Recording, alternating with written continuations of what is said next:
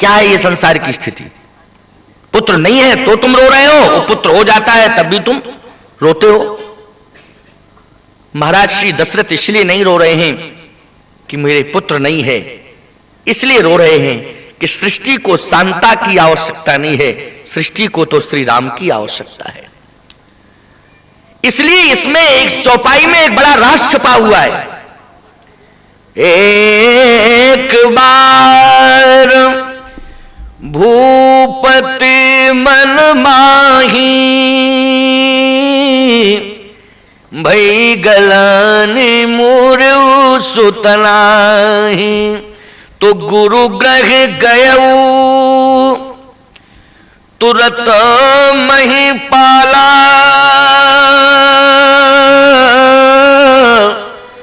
तो चरण लागे कर विनय विशाला, निज दुख सुख सब गुरु सुनायु,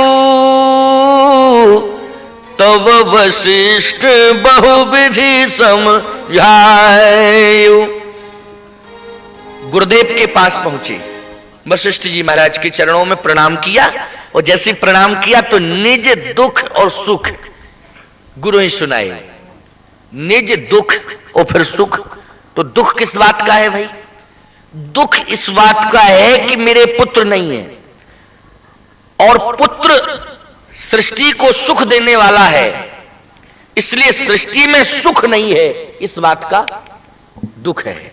किसमें सुख नहीं है? सृष्टि में। सृष्टि में सुख कैसे मिलेगा? क्योंकि सुख देने वाले कौन हैं? आनंद देने वाले कौन हैं?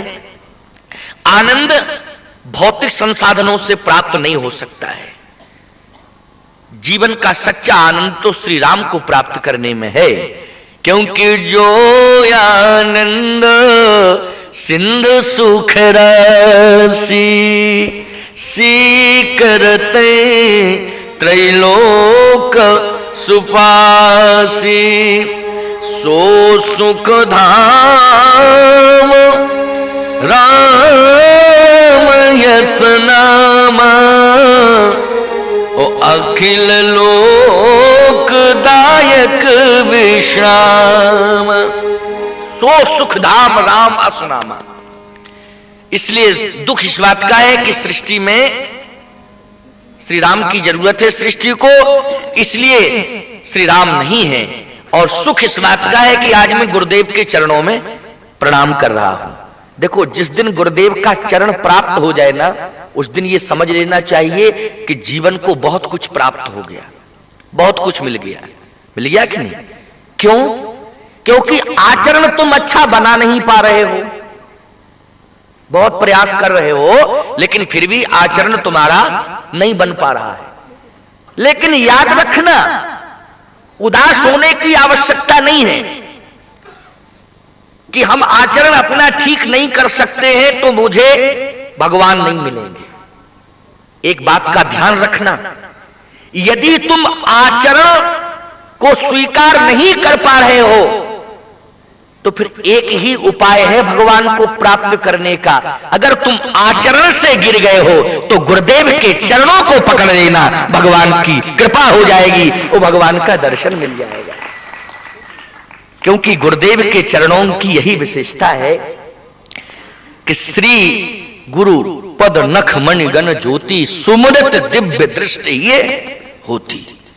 गुरु जी का चरण जिस दिन तुम पकड़ लोगे, उस दिन तुम्हारी दृष्टि का दृष्टिकोण बदल जाएगा, और जब दृष्टिकोण बदलेगा तो आचरण अवश्य ही सुधर जाएगा। सुधरेगा कि नहीं आचरण? क्योंकि दृष्टिकोण से ही तो आचरण बनता है और बिगड़ता है। इसलिए गुरुदेव के द्वारा रात्रि की सभा में मैंने कहा था कि भगवंत ने हमको दृष्टि दिया है, लेकिन संत सदगुरुदेव ने हमको दृष्टिकोण दिया है। समझ गए हो ना? इसलिए गुरुदेव के चरणों को अवश्य पकड़े रहना। मैं निवेदन करना चाहता हूं आपसे कि महाराज श्री दशरथ ने जैसे प्रणाम किया तो वशिष्ठ जी ने कहा कि अच्छा क्या इच्छा है? कहे महाराज, भाई गलान मोरी सुत नहीं है। तो एक सुत प्राप्त करने के लिए गए थे, लेकिन वशिष्ठ जी महाराज ने तो ऐसा आशीर्वाद दे दिया कि धरहूं धीर हुई है सुत चारी, त्रिभुवन विदित भगति भयहारी। धरहूं धीर हुई है सुत चारी, त्रिभुवन विदित भगति भयहारी। धरहूं धीर हुई है सुत चारी, त्रिभुवन विदित भगति भयहारी।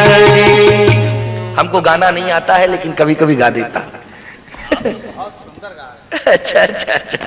तो मैं निवेदन करना चाहता हूं, देखो मैं पहले ही बता देता हूं, लेकिन आप लोग फिर भी अच्छा संगत कर रहे हो हमारे साथ, अब अभ्यास हो जाएगा गाने का। तो मैं आपसे निवेदन करना चाहता हूं कि धरहूं धीर हुई है सुत चारी, 4 पुत्र होंगे। ये नहीं कहा कि 2 होंगे, भाई एक मांगा था तो 2 के लिए कह देना चाहिए था कि चिंता मत करो, तुम एक की आशा लेके आए हो, मैं आशीर्वाद देता हूं कि 2 पुत्र होंगे। या ये कह देना चाहिए कि 3 पुत्र होंगे, ब्रह्मा विष्णु महेश जैसे, क्यों भाई 3 होंगे। या ये कह देना चाहिए था कि 5 होंगे या 6 होंगे, या ये कहना चाहिए था कि 10 होंगे या 8 होंगे। लेकिन 4 का योग क्यों बिठाला गया, 4 पुत्रों के लिए क्यों कहा गया? तो आप कहोगे 4 की संख्या अच्छी होती है, तो क्या 2 की संख्या खराब होती है? लेकिन इसमें संख्या का क्रम नहीं है, इसमें क्रम इस प्रकार का है। एक संत का मत है, एक हमारे देश के बड़े विद्वान हुए हैं, इस समय वो नहीं है, साकेतवासी हो चुके हैं। उन्होंने कहा कि 4 फल हैं ये, अर्थ धर्म काम और मोक्ष। लेकिन एक मैं मत देता हूं, संतों का मत, क्योंकि विद्वानों के मत में और संतों के मत में अंतर होता है, इसलिए मैं अच्छा भाई, अर्थ धर्म काम मोक्ष उनका ये मत है, मैं इस मत का स्वागत करता हूं। लेकिन संतों का जो मत है कि ये 4 क्या है, यह 4 फल नहीं है। लेकिन किसी विद्वान के मत से फल हो सकते हैं, लेकिन संतों ने कहा कि हम लोगों के मत से तो ये 4 सृष्टि की प्रमुख व्यवस्थाएं हैं। ये अलग से भाव है, समझ लीजिए। सृष्टि की ये 4 प्रमुख व्यवस्थाएं हैं। याद रखना, अमेरिका का संतुलन अमेरिका का राष्ट्रपति नहीं बनाए बैठा है। भारत का संतुलन भारत का राष्ट्रपति और प्रधानमंत्री नहीं बनाए बैठा है। अगर प्रधानमंत्री और राष्ट्रपति के हाथ में भारत का संतुलन होता तो जम्मू कश्मीर में भूकंप नहीं आता, गुजरात में भूकंप नहीं आता। ये सरकार के बस की बात नहीं है। ना गुजरात सरकार व्यवस्था ये दे सकती है, ना उड़ीसा की सरकार दे सकती है, ना किसी प्रांत की सरकार दे सकती है, ना भारत सरकार दे सकती है। और अमेरिका खोपड़ी खराब कर ले अपनी, समझ रहे हो कि नहीं, लेकिन वह भी संतुलन नहीं बना सकता। आप कहोगे फिर, तो याद रखना, सृष्टि के संतुलन के लिए किसी सरकार ने सृष्टि को 4 प्रमुख व्यवस्थाएं नहीं दी हैं, बल्कि सरकार नहीं देती है सृष्टि को व्यवस्था। सृष्टि को व्यवस्था अगर देता है तो संतों का आशीर्वाद देता है। इसलिए वशिष्ठ जी ने आशीर्वाद दे दिया। क्या आशीर्वाद दिया? धरहूं धीर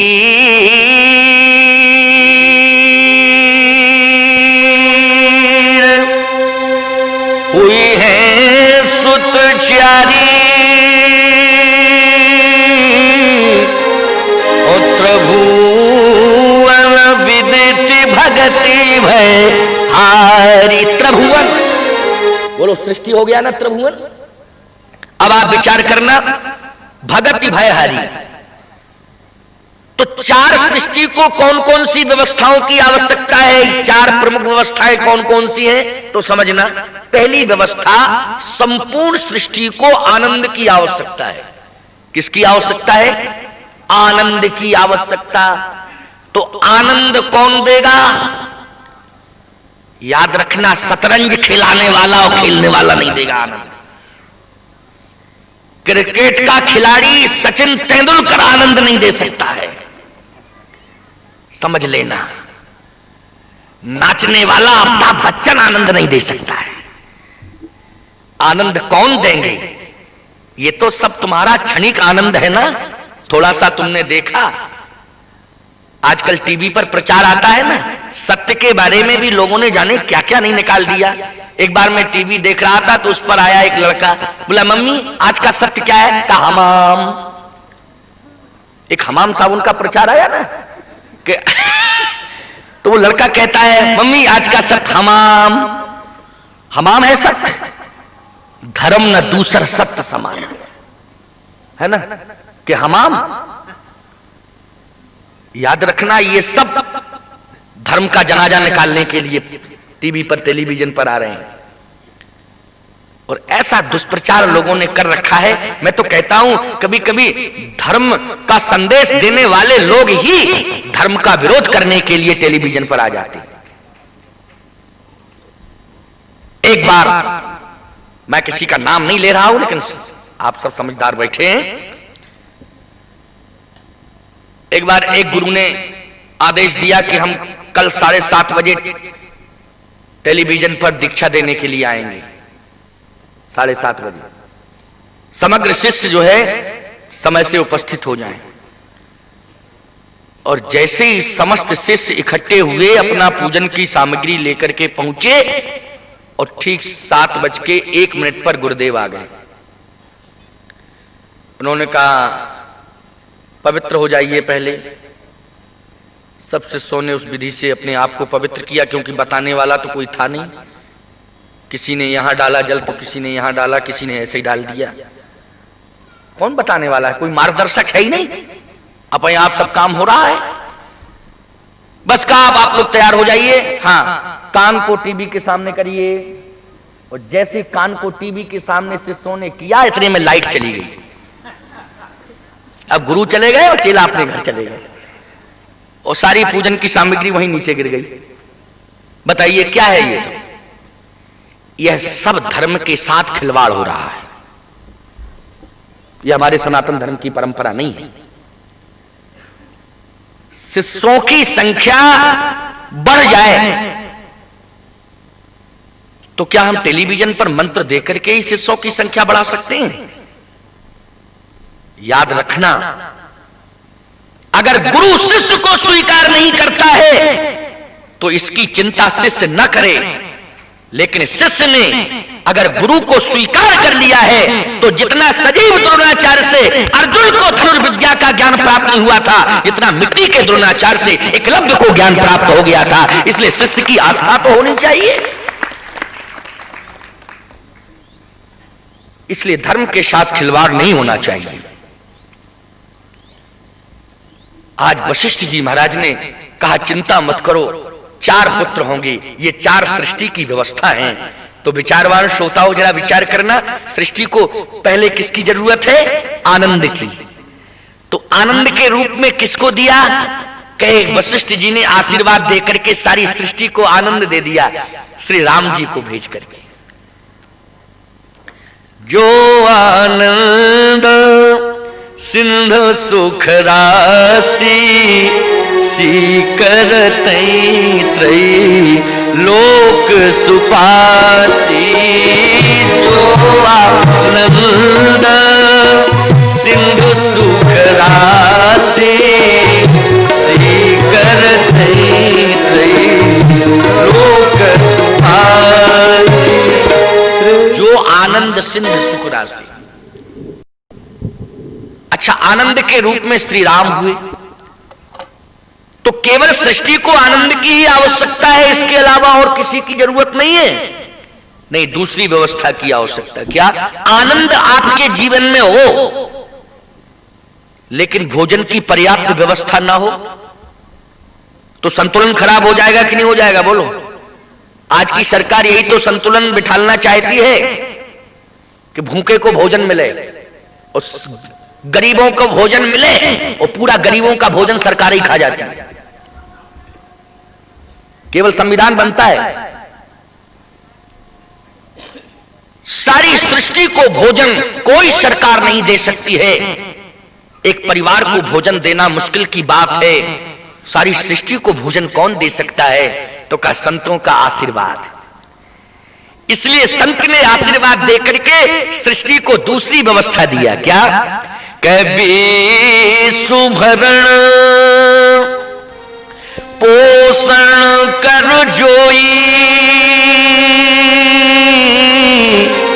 ओ ताकर नाम भरत यस होई।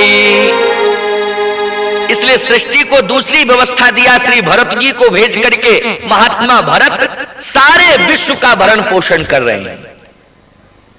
याद रखना, विदेशी लोगों को इस बात पर गर्व नहीं करना चाहिए कि हमने बहुत विकास किया है, इसलिए हमारे देश में कोई बेरोजगार नहीं है, सबको रोजगार मिल रहा है। लेकिन याद रखना, अमेरिका में भी अकाल पड़ गया था। क्यों भाई पड़ गया था? क्यों? ऐसा सुनने में आया था। अब सत्य हो या असत्य? सत्य। बढ़ रही है ना, बढ़ रही है, धीरे धीरे बढ़ेगी। वो यहां की घटेगी, वहां की बढ़ेगी। क्योंकि संतुलन तो बनाना है भाई। तो मैं आपसे निवेदन करना चाहता हूं, वहां भी बेरोजगारी बढ़ रही है, तो याद रखना सारे विश्व को भोजन देने की व्यवस्था किसके हाथ में है? भरत जी के हाथ में। तो संत ने दूसरी व्यवस्था भरत के रूप में सारे सृष्टि को भोजन दिया है, भरण पोषण की जिम्मेदारी सौंपी है। इसलिए आज भरत जी महाराज दूसरी व्यवस्था सृष्टि की संभाले हुए हैं। अच्छा, भोजन भी आपको मिले, आनंद भी आपको मिले, लेकिन याद रखना, ओसामा बिन लादेन जैसे राक्षस आपको परेशान करने लगे तो भोजन और आनंद 2 सेकंड में छिन जाएगा आपका कि नहीं छिनेगा? बोलो। तो इस पर नियंत्रण पाने के लिए तो आप कहेंगे तीसरी व्यवस्था क्या? इसके लिए भी दी गई है। हाँ, बहुत बढ़िया बात है। तीसरी व्यवस्था के रूप में कौन है? कि जाके सुमरण तेरी पुनासा, ओ नाम शत्रुघ्न वेद प्रकाशा। नाम शत्रुघ्न वेद प्रकाशा। अब आप कहोगे शत्रुघ्न शत्रुघ्न नाम लेने से क्या राक्षस मर जाएंगे? तो याद रखना, हमारे यहां शत्रुघ्न को वेद प्रकाशा, वेद का अवतार शत्रुघ्न को माना गया है। किसका अवतार माना गया? जैसे विष्णु के अवतारी भगवान राम हैं और श्री भरत हैं, ऐसे ही वेद के अवतार कौन है? श्री शत्रुघ्न जी हैं। और याद रखना, हम बहिरंग राक्षसों की बात नहीं कर रहे हैं, आपके अंदर भी तो राक्षस बैठे हैं। कौन कौन से राक्षस बैठे हैं? तो जरा तुलसीदास जी से पूछो। तुलसीदास जी कहते, प्रभु हम बहुत परेशान हैं। कहा क्यों परेशान हो? तुलसी ने कहा इसलिए, हृदय में राक्षसों ने अधिकार पा लिया है। राक्षस बैठ गए हृदय में। हृदय में तो तुलसी मैं बैठा था, तुम्हारे हृदय में तो मैं बैठा था, लेकिन अब राक्षस क्यों बैठ गए? तुलसीदास जी कहते, मम हृदय भवन प्रभु तोरा, तहां आए बसे बहु चोरा। मम हृदय भवन प्रभु तोरा, तहां आए बसे बहु चोरा। मैं एक अमित बट मारा, को सुने न मोर पुकारा। अब सुनिए रघुवर रामा, लूटे तस्कर तो धामा। आप बैठे थे मेरे हृदय में, ये आपका घर है, लेकिन हे प्रभु इसमें चोर बैठ गए हैं। चोर कौन है?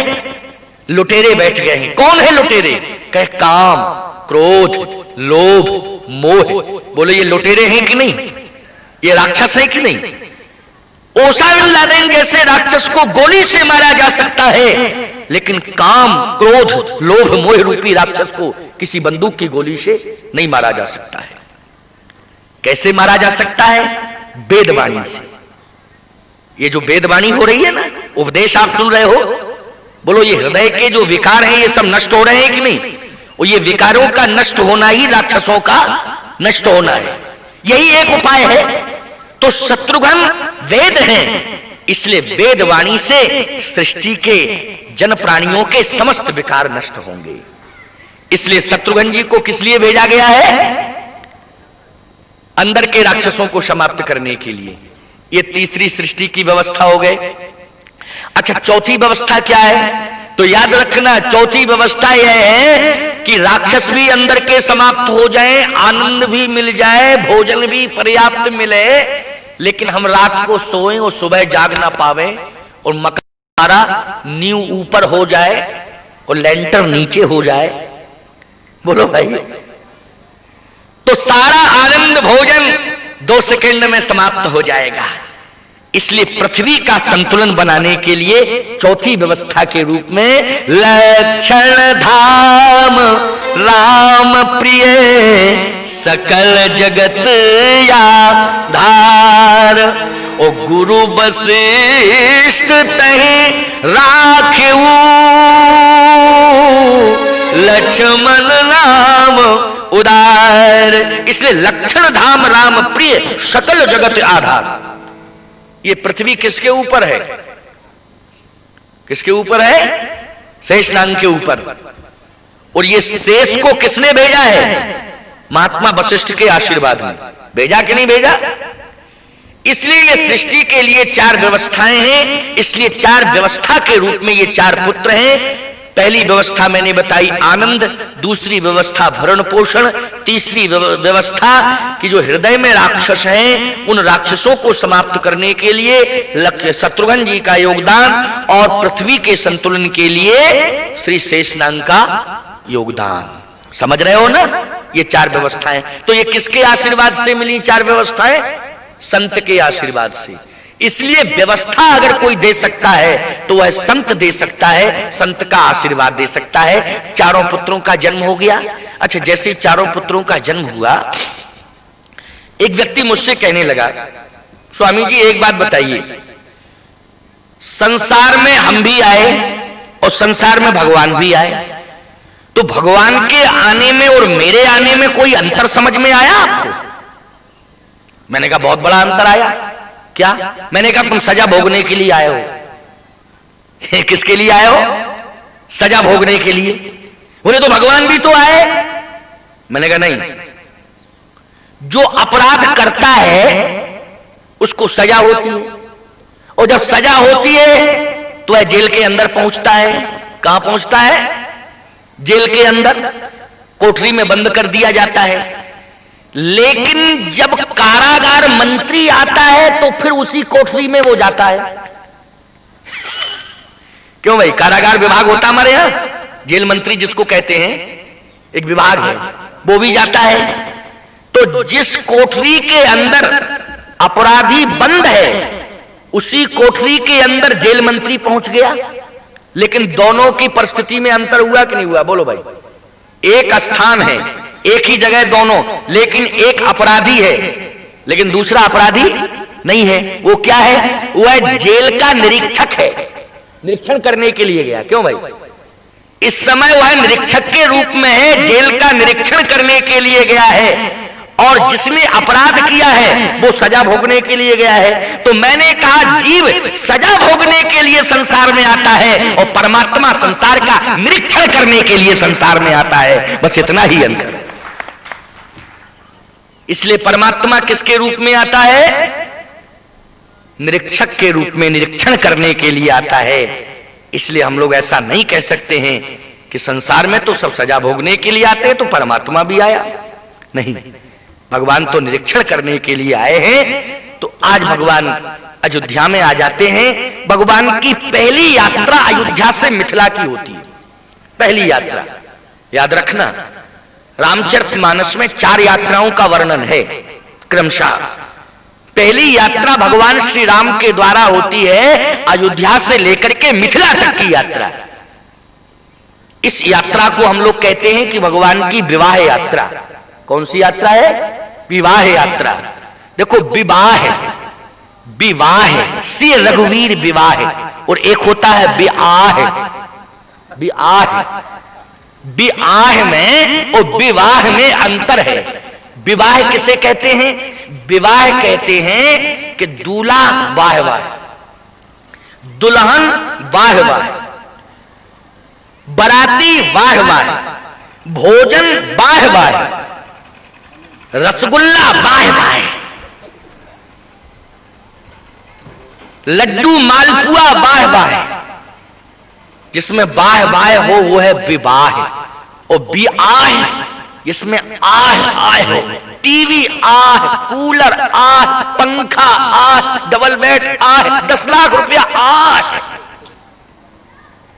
जिसमें इतना ज्यादा लेन देन हो जाए कि रीढ़ की हड्डियां टूट जाए, वो है विआह, जिसके साथ आह जुड़ी हो। और आज आप देख रहे हो ना, ये दहेज के दानों के कारण विवाह नहीं हो पा रहे हैं, विआह हो रहे हैं। बोलो हो रहे हैं कि नहीं? इसलिए सावधान। श्री राम जी का तो श्री रघुवीर विवाह है, जे सप्रेम गावे सुने। तो भगवान की पहली यात्रा अयोध्या से मिथिला तक की हुई। इस यात्रा का क्या नाम है? विवाह यात्रा। और इस विवाह यात्रा के क्रम में आप कहोगे विवाह में, तो विवाह की फलश्रुति तो है नारी को प्राप्त करना, है ना? तो भगवान ने इस विवाह की यात्रा में एक नारियों को प्राप्त नहीं किया, 3-3 नारियों को प्राप्त किया। बोलो किया कि नहीं? और भगवान ने तीनों के साथ व्यवहार अलग अलग किया। इस विवाह यात्रा में पहली नारी के रूप में ताड़का मिली राम जी को, मिली कि नहीं मिली? और हम आपसे प्रार्थना करते कि आपके विवाह की यात्रा में आपको ताड़का ना मिले। आजकल ज्यादातर ताड़काएं तो मिल रही हैं, क्यों मिल रही कहीं मिल रही? इसलिए तुम लोग परेशान हो। ताड़का, कोई भी बात के लिए आप पत्नी से कहो सुन ताड़का क्रोध कर धाई, अच्छा हमसे ऐसा कर रहे हो? ताड़का ही मिल रही है। एक बार तो एक आदमी घर में आया और पत्नी से बोला ठंडी बहुत है, जल्दी पानी गर्म करो। पत्नी यूं बैठी चेयर पर, आंख से आंख मिला के देख रही है। तो कहता सुनती नहीं हो, मैंने कह दिया पानी गर्म करो, नहीं तो? पत्नी बोली नहीं तो क्या करोगे? बोले ठंडे से नहा लूंगा। ये है आदमी आजकल।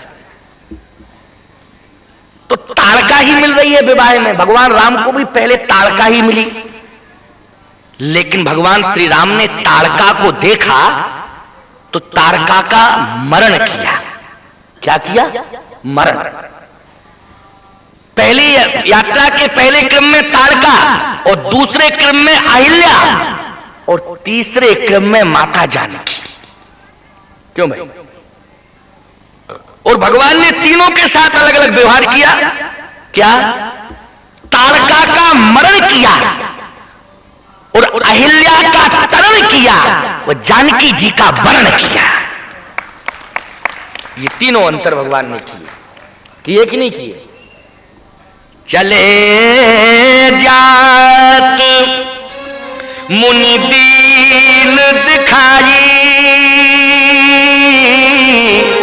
तो सुन ताड़का क्रोध कर ढाई, एक ही बाण प्राण हर लीना, तो दीन जान तहि निज पद दीना। भगवान ने उसका मरण किया। अहिल्या जब भगवान को मिली तो भगवान श्री राम ने देखा। कैसे देखा? बोले पूछा मुनि। देखो ताड़का को देख करके भी भगवान ने पूछा, और अहिल्या को देख करके भी भगवान ने पूछा। जैसे ताड़का दौड़ी तो विश्वामित्र जी ने कहा, राम जी ने कहा गुरुदेव ये कौन? विश्वामित्र जी ने कहा पहले मैंने बता दिया था ना कि ताड़का मिलेगी इस मार्ग में। 2 मार्ग हमने बताए थे पहले, जब हम तिराहे पर खड़े हुए थे तो एक मार्ग तो अयोध्या की ओर गया था और 2 मार्ग हमारे आश्रम की ओर आए थे। तो उस तिराहे पर राम हमने तुमसे पहले ही कह दिया था कि ये जो मार्ग है ये बड़ा छोटा मार्ग है, इस मार्ग से आश्रम में बहुत जल्दी पहुंचा जा सकता है, लेकिन यह संवेदनशील क्षेत्र है, अति संवेदनशील क्षेत्र। कहा क्यों? बोले ये थोड़ा बिहार और झारखंड को क्रॉस कर रहा है जिसमें नक्सली रहते हैं, ये अति संवेदनशील मार्ग है ना। इसलिए श्री राम अगर जल्दी पहुंचना है तो फिर इस मार्ग से चला जाए जो अति संवेदनशील है, और थोड़ा सा टाइम लगेगा, ये मार्ग जो है समय से पहुंचाएगा, इसमें विलंब लग सकता है। तो लक्ष्मण जी ने तुरंत कह दिया कि आप इसकी चिंता मत करो, नक्सलियों से हम निपट लेंगे। जगमा सखा निशाचर जेते, लक्ष्मण हनई निमिषमा देते।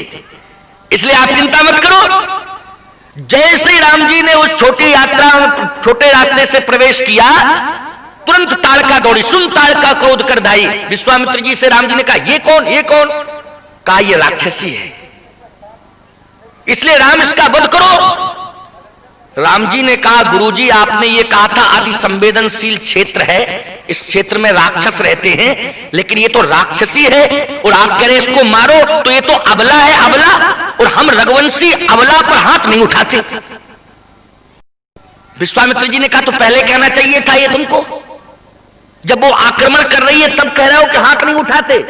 अगर तुम हाथ नहीं उठाओगे राम, तो ये तीनों पर हाथ उठा देगी। अभी वो हम तीनों को उठाए, हाथ ही नहीं उठाएगी, ऊपर उठा देगी। ये बड़ी विचित्र है। इसलिए अबला नहीं है, ये सबला है। क्या है? सबला। इसको अबला नहीं समझना चाहिए। जाने कितने ऋषि मुनियों को खा गई, ये वो अबला है। इसलिए राम इसका वध करो। राम जी ने उसका वध किया। वध करने के बाद जैसे आगे का क्रम प्रारंभ किया तो दूसरी नारी पाषाण के रूप में मिल गई ना, पाषाण की शिला। वहां पूछा भगवान राम ने, पूछा मुनहि शिला प्रभु देखी, सकल कथा कही विषय की। जैसे पूछा कि ये कौन, तो पूरी कथा विश्वामित्र जी ने सुना दी। अब जब कथा विश्वामित्र जी सुनाने लगे तो ईमानदारी से बताओ, अहिल्या की कथा थी कि व्यथा? बोलो भाई। सकल कथा मुनि कही, सकल कथा मुनि कही, तो कथा थी अहिल्या की कि अहिल्या के जीवन में व्यथा थी? व्यथा थी, व्यथा। तो राम जी ने सुनकर के कहा, गुरुदेव आप जैसा विज्ञ संत अगर व्यथा को कथा कहने लगे तो ये आश्चर्य की बात है, क्योंकि जब आप कथा सुना रहे हैं तो सुनने में तो इसके जीवन की पूरी व्यथा लग रही है, आप कहते कथा। विश्वामित्र जी ने कहा, राम बस यही अंतर है, इसके जीवन में व्यथा है लेकिन आज इसकी कथा बन गई। कहा क्यों?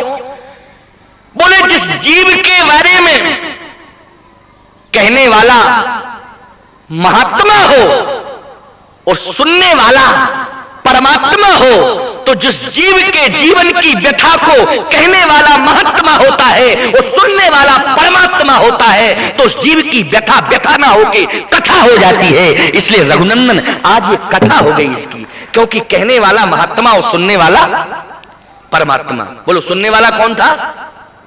परमात्मा। और कहने वाला कौन था? महात्मा। अब व्यथा रहेगी कि कथा हो गई?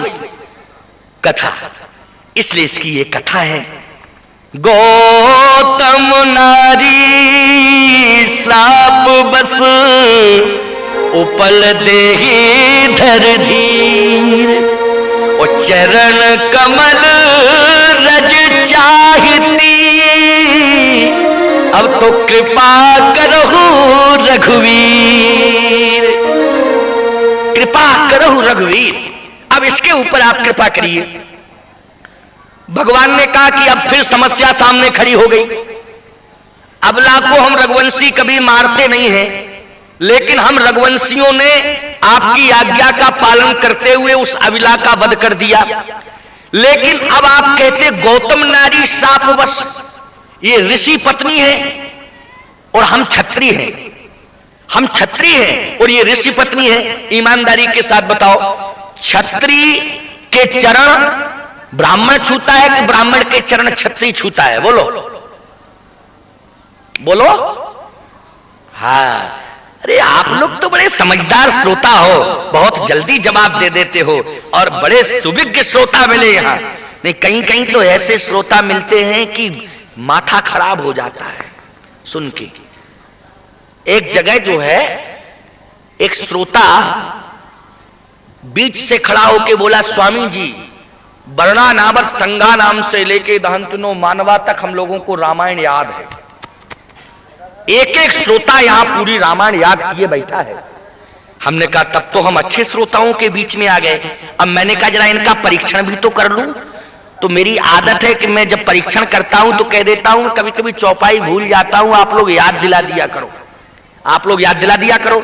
तो मैंने कहा कभी कभी मैं चौपाई भूल जाता हूं तो तुम लोग सब पूरी रामायण याद किए बैठे हो, एक एक श्रोता पूरी रामायण को पढ़ चुका है, याद किए बैठा है, इसलिए याद दिला दिया करो। चौपाई भूल जाते हैं तो कभी कभी नीचे से बोल दिया करो। कहे बिल्कुल स्वामी जी, आप तो बेफिक्र होके बोलिए। मैं मुस्कुराया हल्का सा और मैंने परीक्षण किया। तो मैं बोलते बोलते कह गया, मैंने कहा सीता के बिलाप सुन भारी। अब मैंने कहा नीचे की अर्धाली नहीं उठ रही, बताओ श्रोताओं। तो जो श्रोता खड़ा हुआ था वही खड़ा हो गया। उसने कहा नीचे की अर्धाली है मंगल भवन मंगल हारी। मैंने कहा कहीं का ईंट कहीं का रोड़ा, भानुमती ने कुनवा जोड़ा। तो यहां का श्रोता मुझे बड़ा विज्ञ श्रोता लग रहा है, शांति से कथा सुन रहा है, भगवान की बहुत बड़ी कृपा। तो मैं निवेदन करना चाहता हूं, भगवान श्री राम ने कहा गुरुदेव ये तो धर्म संकट पैदा कर दिया आपने, चरण कमल रज चाहती कृपा करो रघुवीर। आपका चरण कमल ये चाहती है, तो ये ऋषि पत्नी है ना, ऋषि पत्नी। अब ऋषि पत्नी विचार करना, भगवान श्री राम कहते हैं मैं क्षत्रिय हूं और ऋषि पत्नी के चरण छुड़ा दूं, मेरा तो धर्म ही चला जाएगा। भगवान राम ने जैसे कहा तो संत देखो समाधान देते हैं। बहुत बढ़िया बात हम बताएं, इसमें कितना बढ़िया समाधान निकाला। संतों के द्वारा तो समाधान मिलता है ना। तो समाधान कैसे मिला? अब देखो समाधान लो, हमारी तरफ देखो, हमारी तरफ देखो। हमने तुम्हारी प्रशंसा कर दी तो तुम लोग उसमें डूब गए। हमारी तरफ देखो, क्या सुना रहा था मैं, बोलो। ऐसे काम नहीं चलेगा भाई, याद रखना पड़ेगा। माताएं तो बहुत ध्यान से सुन रही हैं, बहुत ध्यान से सुन रही हैं। अच्छा क्या बोल रहे थे बताओ?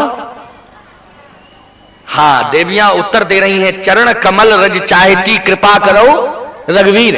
लेकिन समस्या यह है कि ये ऋषि पत्नी है और मैं चरण छुआ दूं तो मेरा धर्म नष्ट हो जाएगा। और रामो विग्रहवान धर्म, राम साक्षात धर्म है। और धर्म क्या ये अधर्म कर सकता है बोलो? कि चरण छुआ देंगे राम जी तो राम जी कहते हमारा धर्म नष्ट हो जाएगा। विश्वामित्र जी महाराज ने कहा राम जी एक ही समाधान है, पहले तो आप हमारी आज्ञा का पालन करते हुए चरण छुआएं, फिर मैं बताऊंगा ना उपाय। कहे गुरुजी ऐसा ना हो कि धर्म भी चला जाए और फिर उपाय भी ना बता पाओ, तो फिर बड़ी समस्या हो जाएगी। कहे नहीं राम, एक ही उपाय है, पहले तो तुम चरण छुआओ।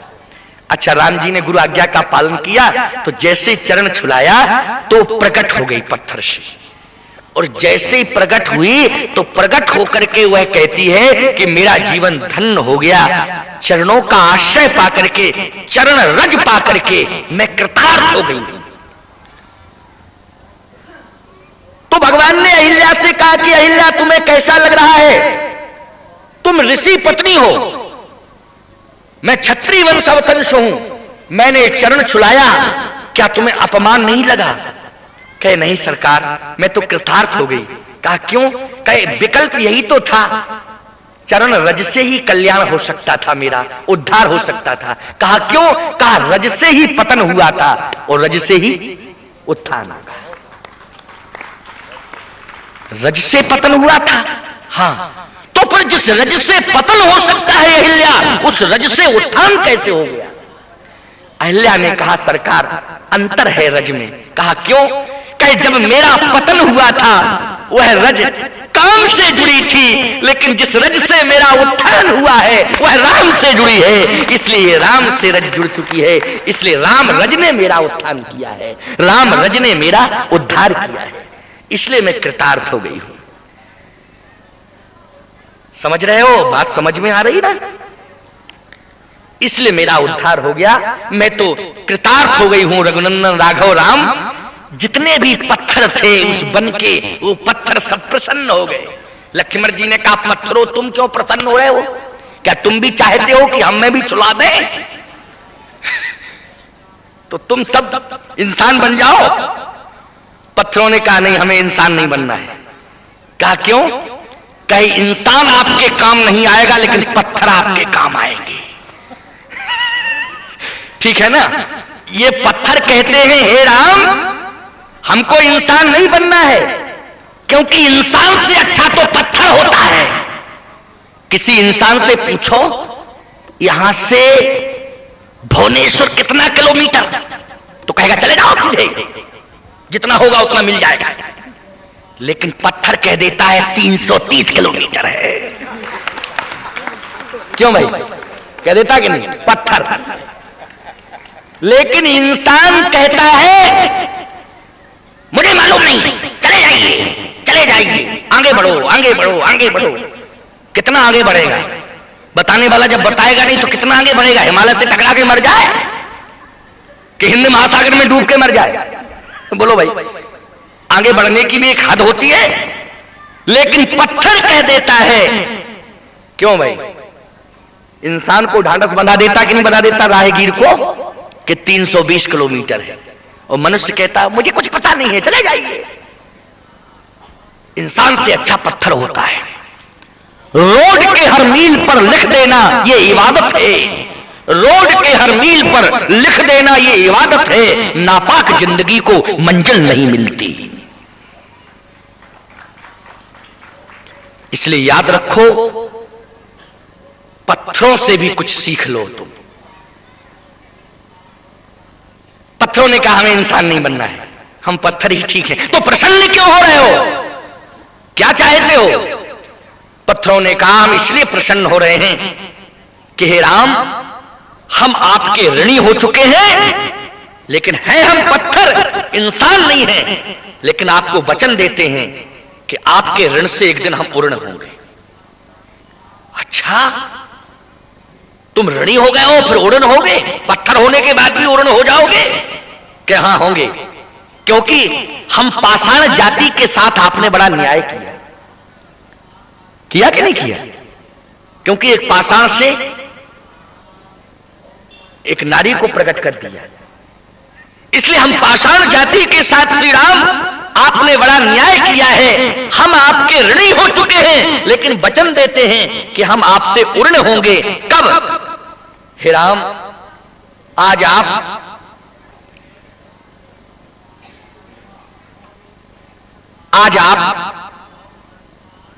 हमारे वन में पधारे और एक पाषाण का उद्धार कर दिया।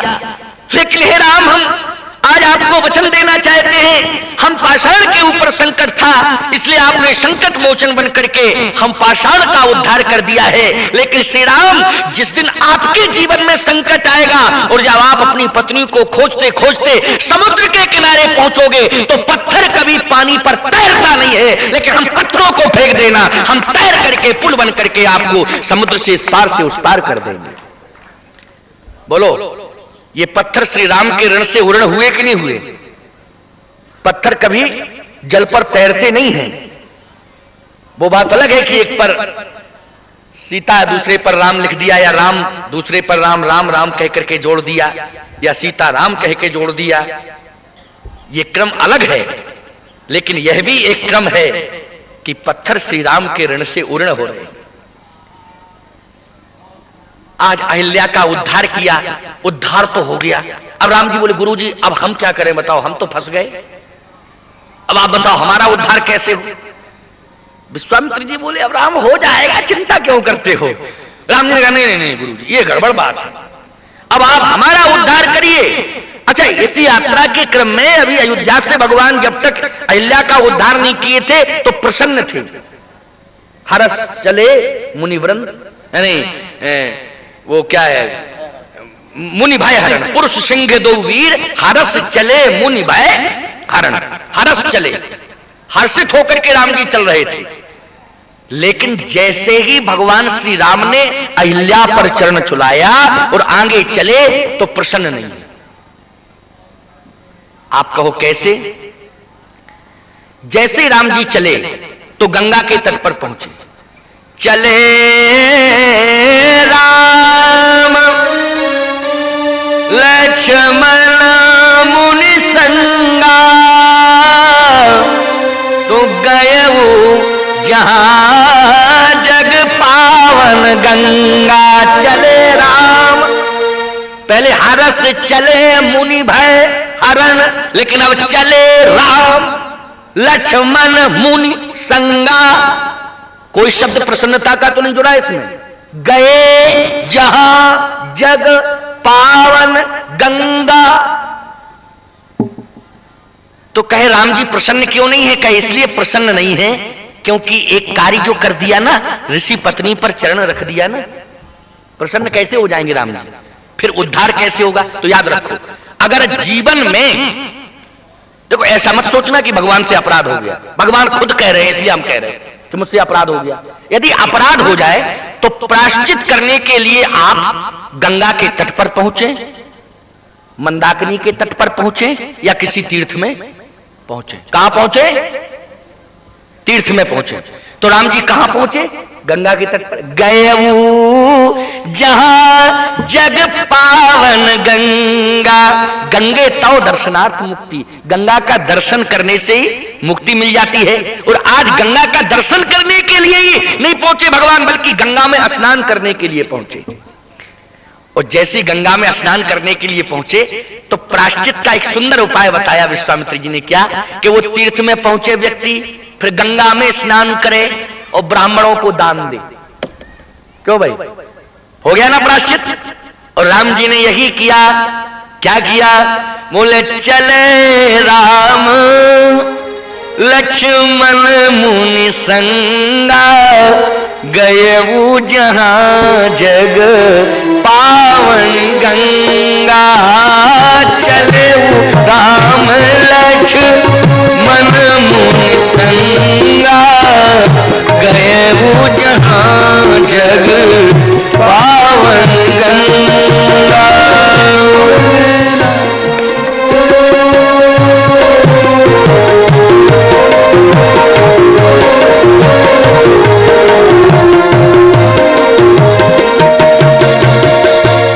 गंगा के तट पर पहुंच गए। अच्छा, अब क्या किया? तब प्रभुर सन समेत नहाने, तब प्रभुर सन समेत नहाने।